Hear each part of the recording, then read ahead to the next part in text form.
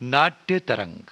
आज के इस कार्यक्रम में सुनिए नाटक दो ध्रुव का दूसरा और अंतिम भाग। वीएस खांडेकर के मूल मराठी उपन्यास दोन ध्रुव का ये हिंदी रूपांतर है। रूपांतरकार और निर्देशक एमपी लेले।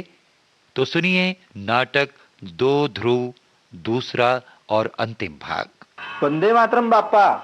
वंदे मातरम। कब आना हुआ? बस आज ही सुबह की बस से आया। कहो कृष्णा जी, कैसा क्या चल रहा है? सब ठीक चल रहा है बापा। ओहो बापा, नमस्कार। नमस्कार। इस बार बड़े दिनों बाद आपका कामापुर आना हुआ? हाँ भाई, असहयोग आंदोलन में रत्नागिरी जेल से छूटे अभी कुल 15 दिन ही तो हुए हैं मुझे। वहां से बंबई गया और फिर सीधे यहां आया हूं। और बोलो, कैसा क्या चल रहा है? ठीक ही चल रहा है। कामापुर में स्वदेशी का व्रत चल रहा है ना अभी? और नशाबंदी? वो तो आप न पूछे बापा तो ही अच्छा। और बापा, आपके साथ ये कौन सा पधारे हैं? ये है विद्याधर, बड़े होनहार इंजीनियर हैं। दादा के कारखाने के लिए काजू फोड़ने की मशीन ईजाद करने आए हैं यहां कामापुर में। अच्छा भाई, जरा अब मैं मंदिर तक हुआ हूं। अच्छा, नमस्कार बापा। नमस्कार। नमस्कार। बापा, आपके अनुयायियों की संख्या काफी बड़ी जान पड़ती है यहाँ। सिर्फ संख्या से क्या होता है, लोगों में निष्ठा चाहिए।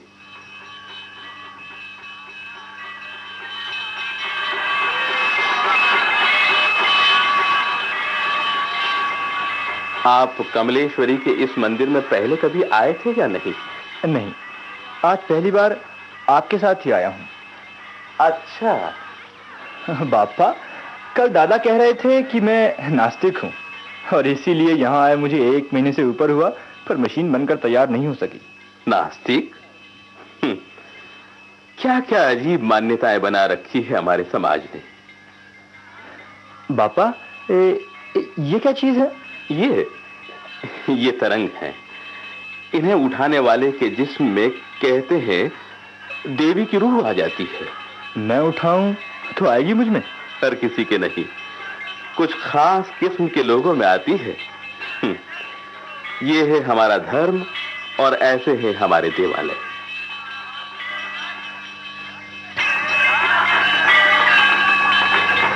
अच्छा आओ, चलिए।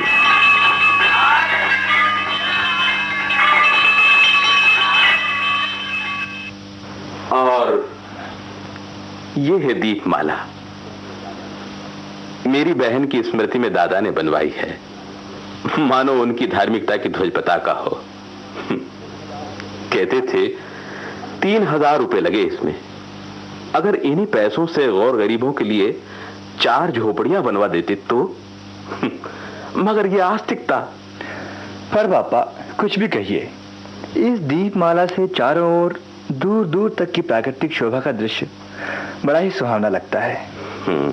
किसी बड़े शहर में मशीन की तरह जिंदगी बिताना मुझे पसंद नहीं था।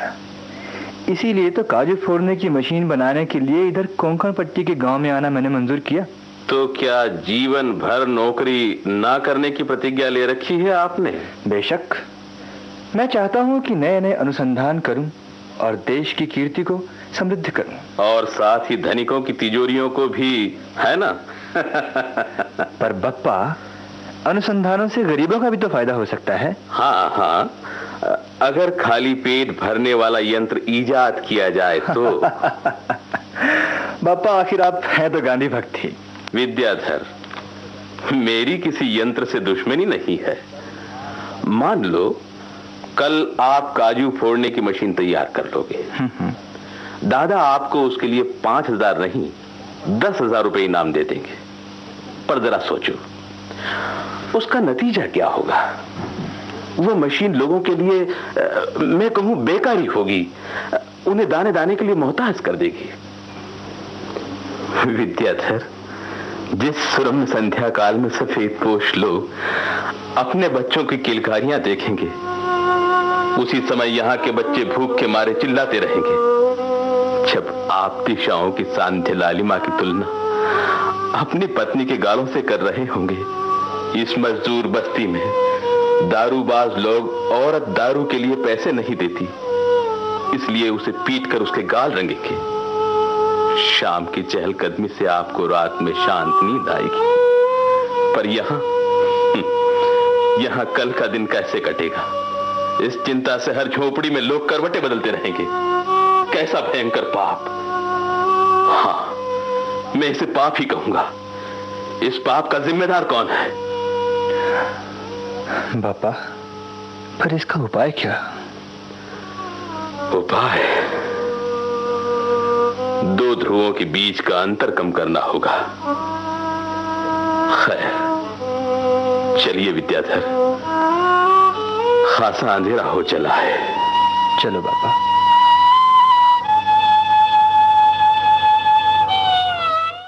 कृष्णा, कृष्णा क्या लिख रही है? कुछ नहीं। चिट्ठी लिखी? किसको? नहीं। फिर? कहानी लिखी है मैंने एक। अच्छा दादी, काम पर जाने का वक्त हो गया है, जाओ मैं। अरे कृष्णा, एक बात पूछूं? क्या? आजकल तेरा चित्त किधर अटक गया है रे? क्यों रे? उस नए आदमी विद्याधर पर तो नहीं ना? दादी, साफ साफ कहती हूँ बेटी, बुरा मत मान, पर आजकल कारखाने में वो विद्याधर तेरे पास बार बार आता है बात करने को। दादी, वो मेरे पास इसलिए आते हैं क्योंकि उन्हें काजू फोड़ने का तरीका समझना है मशीन बनाने के लिए। दूसरी मजदूरियों की भाषा उन्हें समझ में नहीं आती। हाँ हाँ, और तेरी बात भली समझ में आती है। अरे कृष्णा, एक बात बता देती हूँ, देख, किसी पुरुष के साथ ज्यादा संबंध अच्छे नहीं है। पर दादी, अरे इन सफेद पोषों का क्या भरोसा। दादी, तुम कुछ भी कहो, पर विद्याधर वैसे नहीं है। अब ये तो कृष्णा मुझे मत बता। अरे वो दादा कारखाने वाला मेरा बड़ा भगत बना फिरता है, पर कितने घाट का पानी पिया है इसने, मुझसे पूछ। छोड़ो भी दादी, अपने को क्या करना है? क्या करना है? करने वाले कर गुजरते हैं और फिर पूछने तक को नहीं आते। इन पुरुषों का क्या भरोसा। हाँ, वरना इस सोनिया की माँ का जैसा हाल हुआ। बम्बई में थिएटर की बाई सुरंगा का नाम सुना है तूने? अरे वो है सोनिया की माँ, तुलसी है उसका असली नाम। अरे अपने इसी कामापुर की है वो। इस दादा कारखानदार ने उसका ईमान बिगाड़ दिया। आई कृष्णा, उसी का तो बेटा है ये सोनिया, और तुझे अपनी कसम किसी से कहना नहीं है। क्या क्या कह रही हो दादी? हाँ रे, पर अपन को क्या करना है, जिसका तिसको। हाँ, अच्छी याद दिलाई। और कृष्णा, मैं कल बेलगांव जा रही हूँ, अब बेटी घर संभाल लेगी ना तू? हाँ, सोनिया और मैं रह लेंगे। अरे सोनिया को तो मैं ले जाऊंगी साथ, उसकी माँ उसी से मिलने तो आई है बम्बई से बेलगांव। बम्बई से बेलगांव? तो सोनिया को बम्बई बुलवा लेते अपने पास, या फिर यहीं चली आती। बेलगांव जाने की क्या जरूरत है? अरे तू क्या जाने, कई पचड़े हैं उस बेचारी के पीछे। अरे वो नाटक कंपनी का मैनेजर है ना, वो लड़के को कंपनी के डेरे पे लाने के लिए साफ मना करता है, इसीलिए तो यहाँ मेरे पास रखा है इसे। पर जब दिल मानता ही नहीं तो ऐसे ही कहीं और बुलवा कर देख लेती है बच्चे को। अच्छा दादी, मैं काम पर जाती हूँ, देर हो रही है। अच्छा अच्छा, जा तू।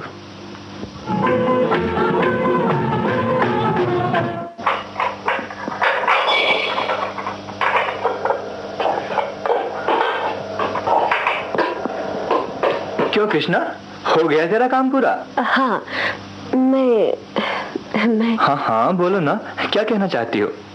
कल रात मेरी एक चीज खो गई यहाँ। अच्छा, मेरी भी एक चीज खोई है। मैं मजाक नहीं कर रही हूँ। हो तो मैं कब कर रहा हूँ? मेरी खोई चीज तुम लौटाओ तो तुम्हारी चीज मैं तुम्हें दे दूं, है ना? कितनी सीधी सी बात। बाकी कृष्णा, कल तुम्हारी लिखी कहानी ने बड़ा मजा किया। सो क्या? वो सुलोचना यहाँ आई थी, उसके हाथ पड़ गई तुम्हारी कहानी। हाय राम, आपने उसे बताया कि वो मेरी लिखी है? सुनो तो, उसे लगा कि कृष्णा ये तखल्लुस मेरा है और मैं ही हूँ उस कहानी का लेखक। खैर झट उसने उस कहानी के आधार पर एक चित्र भी बना डाला। सुलोचना तो इतनी प्रभावित थी तुम्हारी कहानी से कि खैर छोड़िए भी। बापा कब आ रहे हैं? यहाँ कमलेश्वरी के मंदिर में नवरात्रि में भैंसे की बलि होती है ना, उसे रुकवाने के लिए सरकारी आदेश लाने गए हैं वो। पर यहाँ के लोग तो समझते हैं भैंसा बलि न दिया गया तो देवी का कोप होगा। बापा अगर निषेधाज्ञा लाए ना तो उन पर सारा गुस्सा उतारेंगे ये लोग। अरे पर देवी का कोप जब दिखाई देगा तब ना। वो तो पहले ही दिखाई दे रहा है। हमारे मोहल्ले में चेचक से अब तक 3-4 बच्चे चल बसे हैं। फिर सब लोग टीका क्यों नहीं लगवा लेते?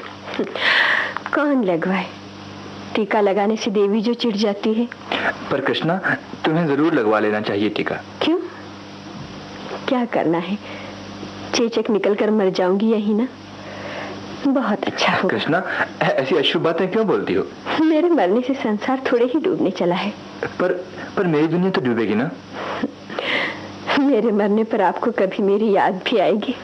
कृष्णा, जीवन में तुम्हें शायद प्यार नाम की चीज कभी नहीं मिली है। सच बताओ, क्या तुम्हें अपने पति से प्यार मिला था? अगर वो ही मिलता तो फिर यहाँ क्यों आती मेहनत मजदूरी कर पेट पालने के लिए? क्या सुख से गृहस्थी बसाने की आकांक्षा सदा के लिए तेरे हृदय से बुझ चुकी है कृष्णा? क्यों बुझेगी? आखिर मैं भी मनुष्य ही तो हूँ। कृष्णा, क्या क्या क्या मैं तेरे जीवन की इस कमी को भर सकता हूँ? बोल कृष्णा। कृष्णा, अरे कृष्णा आई है। आई दादी। मैं चलती हूँ, बेलगांव से काशी लौट आई दिखती है। अच्छा चलो दादी चलो। है बिल्कुल ही लाज लज्जा छोड़ दी है तैने तो। इतनी रात तक घर से बाहर रहने लगी। हे भगवान। दादी कुछ तो सोचो, विद्याधर क्या समझेंगे? क्या समझेंगे और क्या समझना बाकी है? अब सारा कारखाना बोलता है। चल चल बढ़ा पैर जल्दी। कृष्णा, अरे कृष्णा। कौन है? ठहरिए, अभी दरवाजा खोलती हूँ। अरे आप विद्याधर, और इतनी रात यहाँ? हाँ कृष्णा, शायद मुझे इस तरह यहाँ नहीं आना चाहिए था, पर क्या करता। सच कहूँ कृष्णा, मैं अपने आप को रोक भी नहीं सका। आज लगभग 1 सप्ताह होने को आया तो तुम एक बार भी मेरे यहाँ काम करने नहीं आई। कृष्णा, क्या मुझसे कोई कसूर हुआ है जिसकी मुझे सजा दी जा रही है? अरे अरे, आप भी कैसी बातें कर रहे हैं? कृष्णा, मुझे लगा कि शायद तुम मुझे भूल चुकी हो। भला बताइए, भुला कौन सकता है? वही जिसका दिल पत्थर का हो। मैं हरगिज नहीं हूँ वैसी। सच सच कृष्णा, तो क्या मैं? हाँ, आज तक मुझे किसी से वैसा अपार स्नेह नहीं मिला जैसा आपने दिया है। पर विद्याधर, आप और मुझ में बहुत फासला है जो कभी पट नहीं सकता। फिर भी साल में एक दिन आपको मेरी और मुझे आपकी याद जरूर आएगी। कौन सा दिन होगा वो? भाई दूज का। कृष्णा,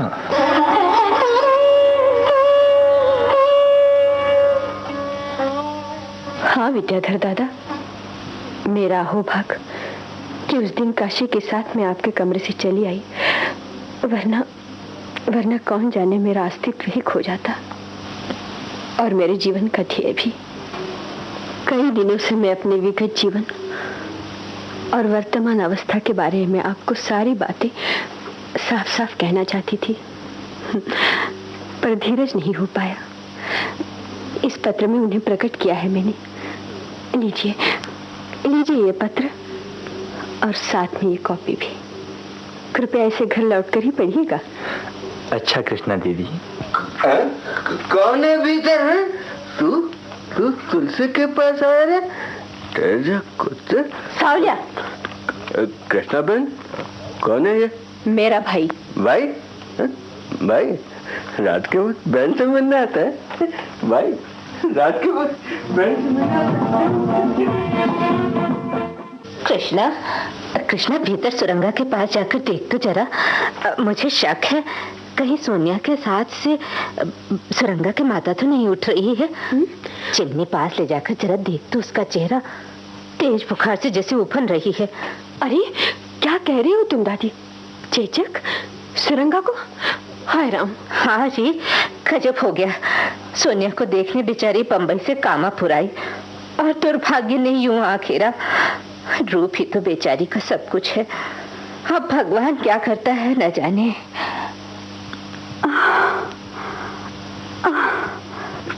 कृष्णा बहन। हाँ बहन। मर जाऊंगी मैं। ऐसे अशुभ बोल क्यों बोलती है रे? इसमें अशुभ क्या है? सोनिया को तो संभाल लेगी, पर क्या रे? वो मुझे मार डालेगा। कौन वो? वो सांवलिया। चुपचाप लेटे रहे चुपचाप। नहीं कृष्णा बहन, आज ही कामापुर की होली का आखिरी दिन वो दारू पी कर आएगा और देवी के भैंसे की तरह मुझे बलि देगा। तू क्यों चिंता करती है उसकी? मैं हूं ना तेरे पास।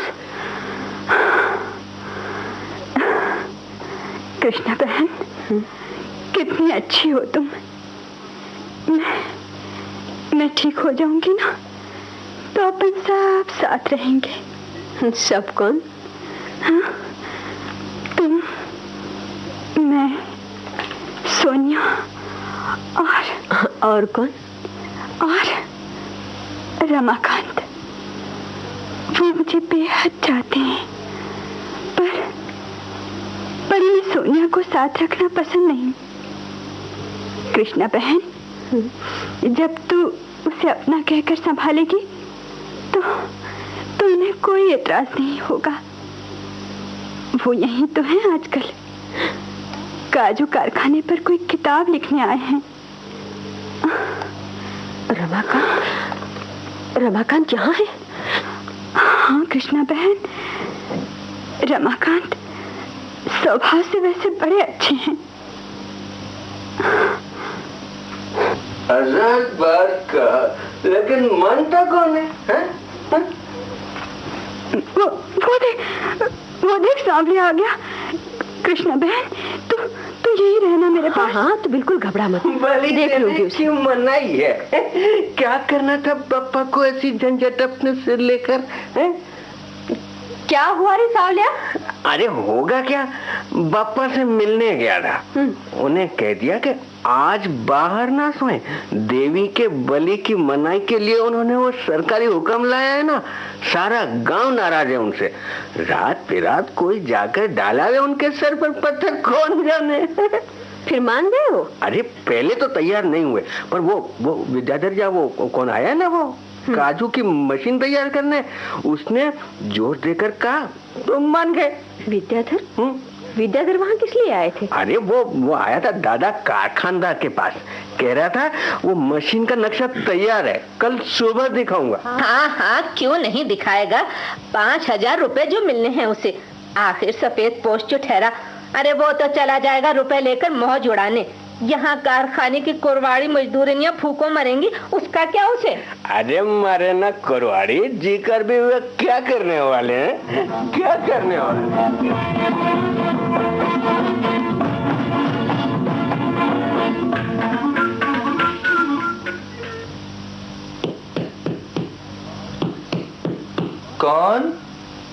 कौन है? मैं हूँ कृष्णा, वत्सला। ठहरो, अभी खोलता हूँ। अरे अकेली ही चली आई कृष्णा बहन? दिया ना बत्ती, आज रात भी अमावस की है। अमावस की रात भले ही अंधियारी हो, पर मैं कोई भूत नहीं हूँ। हाँ? इतनी रात कैसे चली आई? बहन का हक मांगने। आज अमावस को कैसी भाई दूज? हाँ विद्याधर दादा, मेरे जीवन में यही तो शोकांतिका रही है। बोलो बहन, क्या सेवा करूं? मैं कहूंगी वो दोगे? बेशक, प्राण भी न्यौछावर कर सकता हूं। तो फिर वो कागज मुझे दो जिस पर काजू फोड़ने की मशीन का नक्शा तुमने बनाया है। दीदी, ये क्या कह रही हो तुम? दूसरा और कुछ भी मांग लो। दूसरा?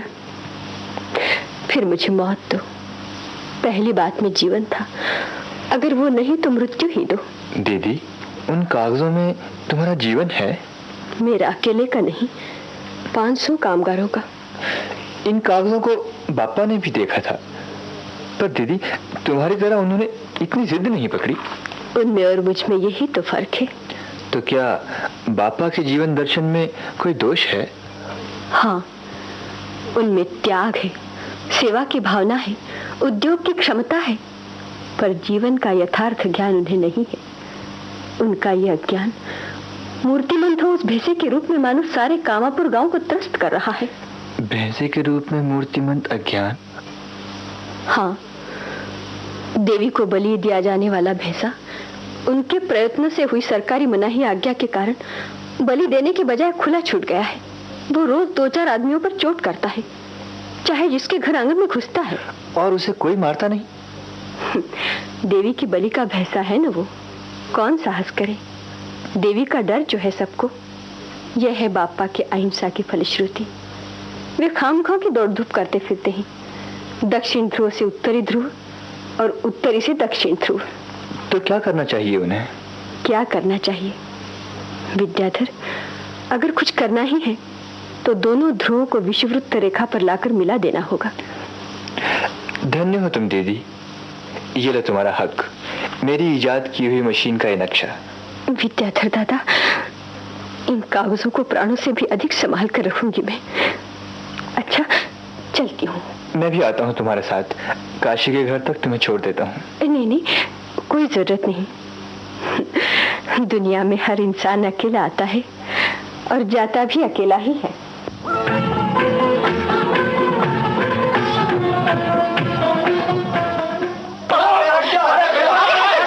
कोई बच्चे को मेरा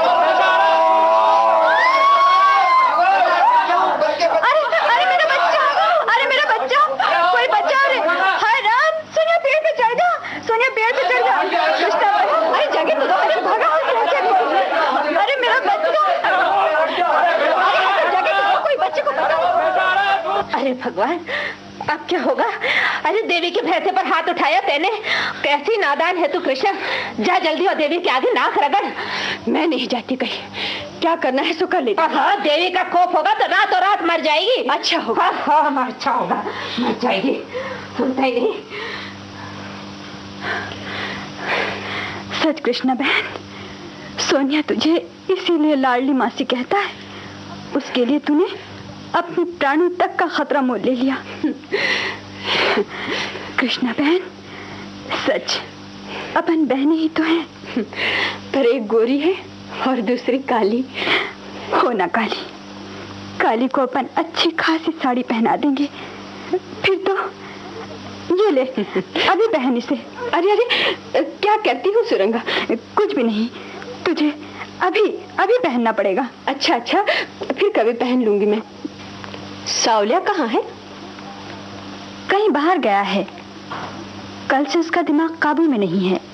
कह रहा था कि वो सुलोचना और रमाकांत आजकल रोज दीपमाला पर जाकर घंटों बातें करते हैं। रमाकांत नहीं, विद्याधर होंगे। ना, रमाकांत ही होते हैं वहाँ। कोई भी हो, पर सावलिया को उनसे क्या लेना देना है? बाप का बदला वो सुलोचना से चुकाना चाहता है।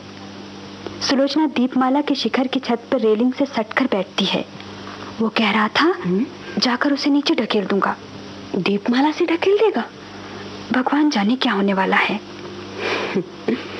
तुम्हें हंसी आती है कृष्णा बहन? हाँ, भगवान पर तेरी भोली श्रद्धा देखकर। सुरंगा, सच बता, पूरे जीवन में एक बार भी भगवान ने तेरी सुनी ही क्या रे? बता सुरंगा। हाँ, मिला एक बार।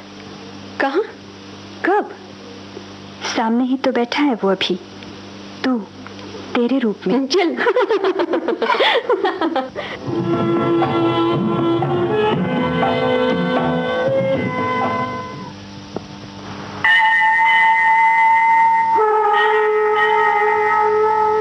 दीपमाला की छत पर वे दोनों शायद सुलोचना और रमाकांत ही दिखते हैं।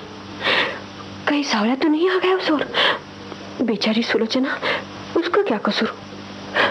उसे बचाना ही होगा। हाय राम, पर मैं वहां कैसे जाऊं? रमाकांत जो है उसके साथ। अरे शायद सावला ही चला रहा है। नहीं, मुझे वक्त नहीं खोना चाहिए।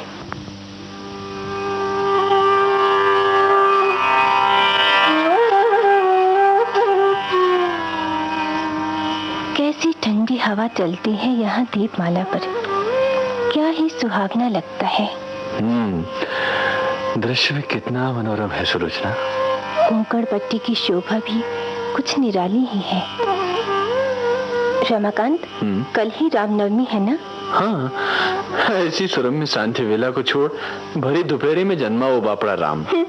जैसे जन्म लेना कोई अपने ही हाथों में है। अरे तो नहीं कौन कहता है। अच्छा, तो सारी बातें सोचकर ही आपने दुनिया में अवतार लिया दिखता है। बिल्कुल, एक चित्रकार कन्या की जान पहचान हो ऐसी इच्छावर थी।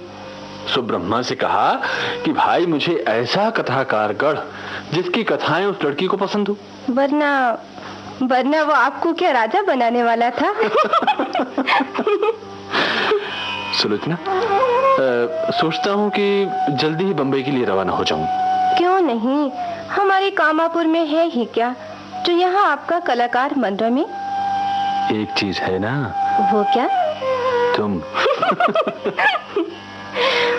पर बंबई में मुझसे सुंदर कई लड़कियां हैं। होंगी, पर पता कैसे लगे उनका? खोजना पड़ता है, तब सब दिख जाता है। अंधों को भी? क्या? कौन अंधा? अरे वो कहते हैं ना कि प्रेम आदमी को अंधा बना देता है। सुलोचना बहन। हाँ, जरा इधर को आएंगे आप दो पल को? कहो कृष्णा। ये आई। सुरंगा यही है आजकल, बीमार है। उसने मिलना चाहा है आपसे। सुरंगा बीमार है? कहाँ है वो? अभी चलो कृष्णा। मुझे भ्रम तो नहीं हो रहा है? नहीं, ये तो वत्सला ही थी। हाँ, वत्सला। लेकिन वो यहाँ। वत्सला। कृष्णा, अरे कृष्णा। सुलोचना बहन, आगे चलिए, मैं मंदिर की परिक्रमा कराती हूँ। वत्सला, कहिए, क्या कहना चाहते? तो वत्सला तुम यहाँ हो। कामापुर की कोई कृष्णा कहानियां लिखती है सुना था। कहानियां भी पढ़ने में आई, लेकिन आज पता चला कि वो कृष्णा और कोई न होकर वत्सला तुम हो। अच्छा, तो फिर मेरे कथा संग्रह के लिए प्रस्तावना लिखना मंजूर है? हाँ, क्यों नहीं, बड़ी खुशी से। कथाओं को बिना देखे ही? देख लूंगा, बंबई जाकर फुर्सत से। कब जाएंगे बंबई? तुम कहोगी तभी। उससे मेरा क्या संबंध? 2 टिकट खरीदे हैं मैंने। कोई भी मिल जाएगा साथ जाने के लिए। मुझे और कोई नहीं, तुम ही चाहिए। पर मेरी बंबई तो यही है, उस टेकरी की ढलान पर बसी उन दरिद्रों की झोपड़ियों में। वत्सला, वो देखो, देवी का वो भैंसा कैसा मदमस्त हो झूमता चला जा रहा है उस बस्ती में। पता है, आज सुबह उसने बप्पा को घायल कर दिया था। वत्सला, तुम्हारी इस दुनिया में ऐसे कई भैंसे बिना किसी अवरोध के खुले छूटे हैं। अज्ञान, अंधश्रद्धा, दारिद्र्य, सभी भैंसे मत से भरे हैं और सभी देवी देवता के नाम पर पले हैं। ये साक्षात नरक है। इसमें रहना चाहती हो तुम?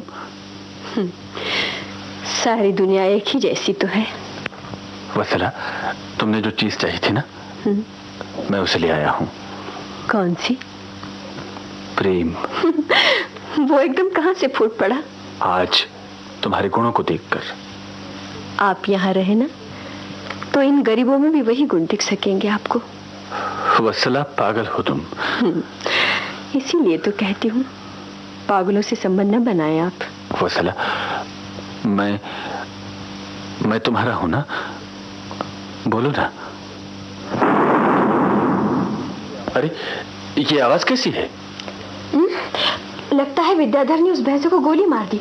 मुझे जाना चाहिए। कहाँ चली तुम? मेरी दुनिया में। पर तुम्हारी सारी दुनिया तो यहाँ इस क्षण मेरे पास है। आभास हुआ था वैसा, पर वो यथार्थ नहीं है। 2 ध्रुव कभी पास नहीं आ सकते। वत्सला, कहाँ चली तुम? वत्सला!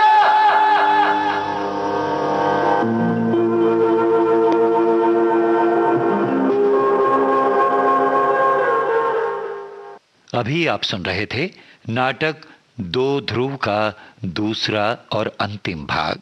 वीएस खांडेकर के मूल मराठी उपन्यास 2 ध्रुव का ये हिंदी रूपांतर आपने सुना। रूपांतरकार और निर्देशक MP लेले।